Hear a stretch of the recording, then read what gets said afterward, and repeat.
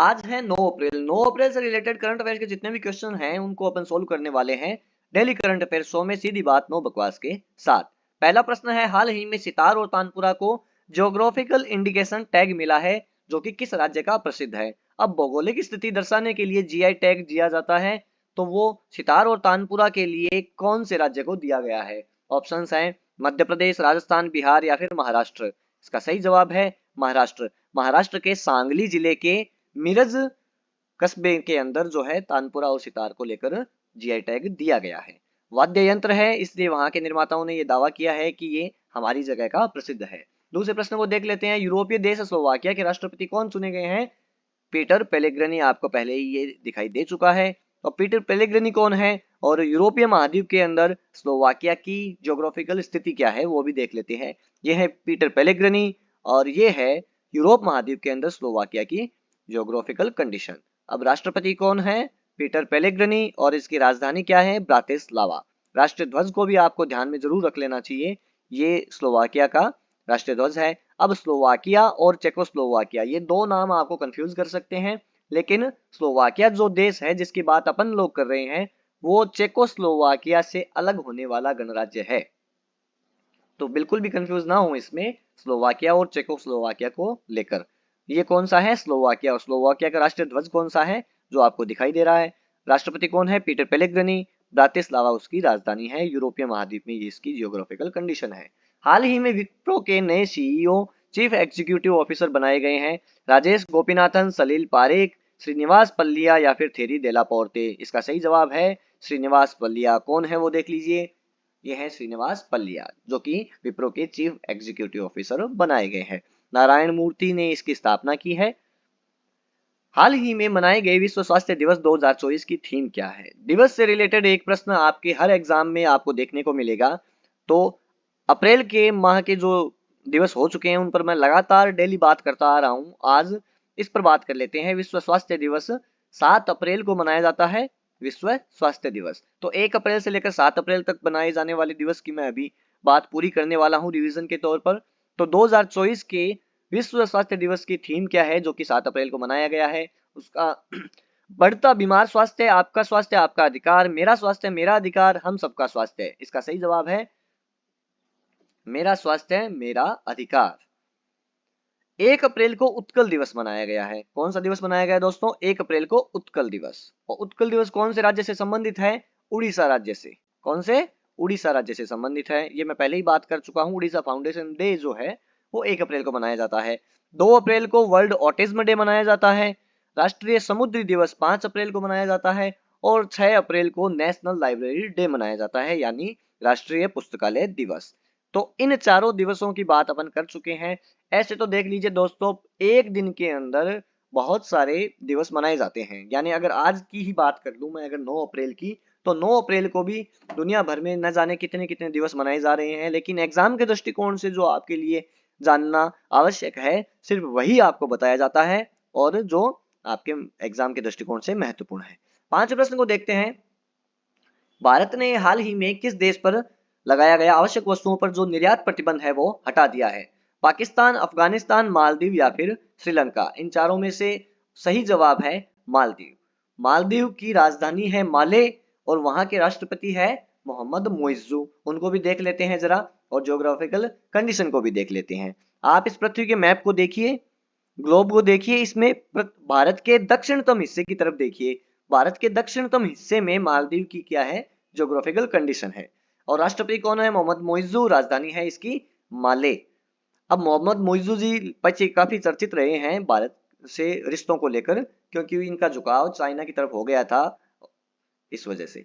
और छठे प्रश्न को देखते हैं। चर्चित पुस्तक द आइडिया ऑफ डेमोक्रेसी के लेखक कौन है। चर्चित पुस्तक the idea of democracy, Chetan Bhagat, Arvind Kejriwal, Sam Pitroda, Kapil Sibal. Exam के दृष्टिकोण से काफी महत्वपूर्ण किताब है ये, द आइडिया ऑफ डेमोक्रेसी। इसके लेखक कौन है, सैम पित्रोदा। ये देख लीजिए सैम पित्रोदा जी। आईएनसी यानी इंडियन नेशनल कांग्रेस जो राजनीतिक पार्टी है भारत की, उनके मुख्य सदस्य के तौर पर ये काम कर चुके हैं मनमोहन सिंह जी की सरकार की के टाइम पर। सिडबी ने गिग कर्मियों को सूक्ष्म ऋण के लिए किसके साथ साझेदारी की है। ये काफी महत्वपूर्ण प्रश्न है सिडबी, क्योंकि सिडबी की आपको फुल फॉर्म भी ध्यान रख लेनी चाहिए, small industrial development bank of India. ये क्या करती है? उद्योगों को घरेलू ऋण प्रदान, उद्योगों को सूक्ष्म ऋण प्रदान करती है, यानी छोटे छोटे लोन जो देती है उनको, उनमें उद्योग को बढ़ाने के लिए, उनको प्रोत्साहन देने के लिए वो काम कौन करती है? SIDBI, small industrial development bank of India.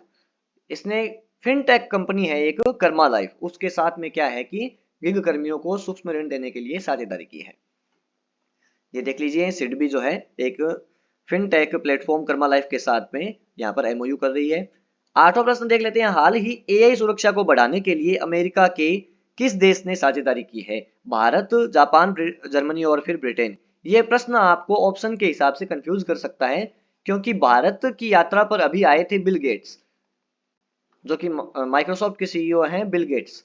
Bill Gates के साथ में नरेंद्र मोदी ने, जो कि अपने भारत के पीएम हैं, उन्होंने एआई पर जो चर्चा की थी उसके हानिकारक दुष्प्रभावों पर। तो आप ऑप्शंस को देखकर भारत को टिक कर सकते हैं, लेकिन इसका जवाब भारत नहीं है।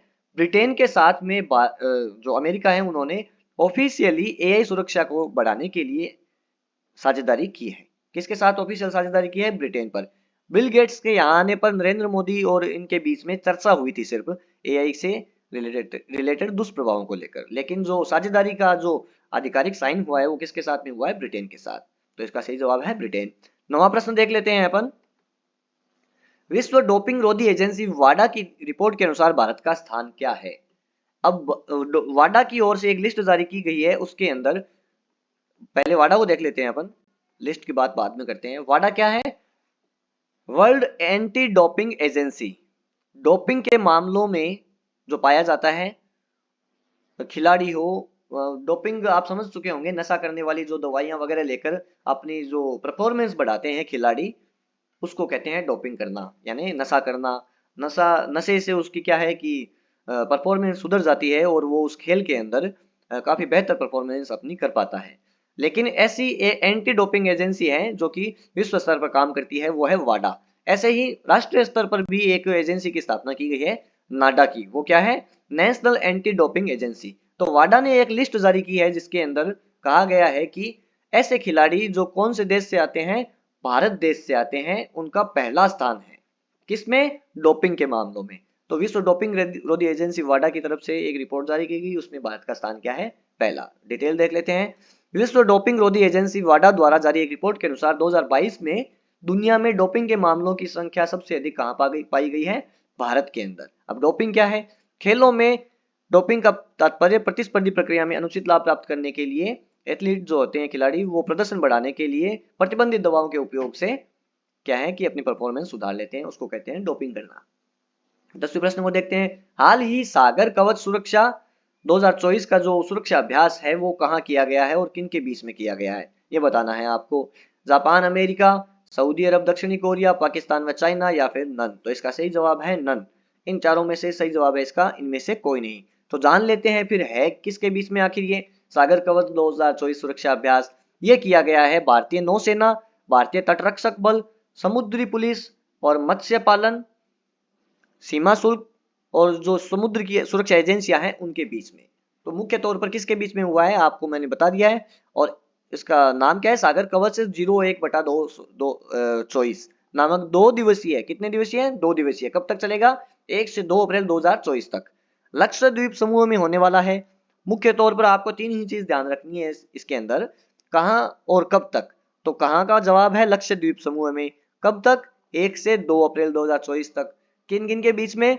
भारतीय नौसेना, तटरक्षक बल, समुद्री पुलिस, मत्स्य पालन, सीमा शुल्क और अन्य सुरक्षा एजेंसियों की जो समुद्री सुरक्षा एजेंसियां हैं उनके बीच में। तो दोस्तों ये थे आज के 10 प्रश्न, 10 मिनट के अंदर मैं लेकर आता हूं आपके पास में। तो हमारे चैनल को जरूर सब्सक्राइब कीजिए। इसी प्रकार के सीधी बकवास नहीं करनी है अपने को, है ना? सीधी बात, नो बकवास की बात कर रहा हूं मैं। YouTube चैनल पर हमारे आप रिव्यू कर सकते हैं सारे वीडियोस को लेकर। मैं आपके सामने सीधा उसके डिटेल, उस जो एग्जाम ओरिएंटेड आपको ध्यान रखने लायक बात होती है सीधी वही करते हैं, उसके अलावा कोई बातचीत नहीं, कुछ और नहीं, है ना? तो हमारे चैनल को जरूर सब्सक्राइब कीजिए और वीडियो को लाइक और शेयर कीजिए। Thank you.